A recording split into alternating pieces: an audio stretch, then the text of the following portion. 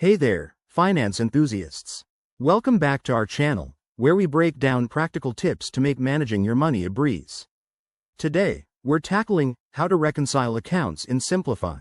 If you're using Simplifi for your personal finances, you know it's a game changer for tracking expenses, budgets, and accounts. But what exactly is account reconciliation?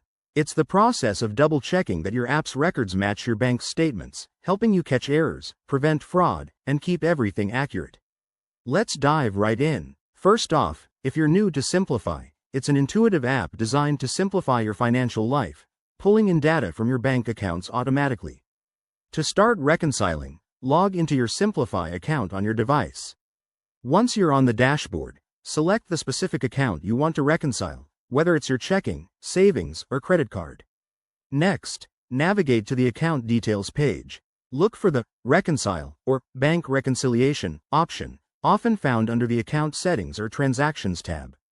Click on it, and you'll be prompted to enter your bank's ending balance from your latest statement. This is crucial, so double-check that number. Now, the fun part. Simplifi will display your transactions side by side with your bank's data. Go through them one by one. Match the ones that align, and flag any discrepancies. If you spot errors, like a missing transaction, you can add or edit them directly in the app. Simplifi even has smart auto-matching features to speed things up. Once everything balances out, hit the Reconcile button to finalize it.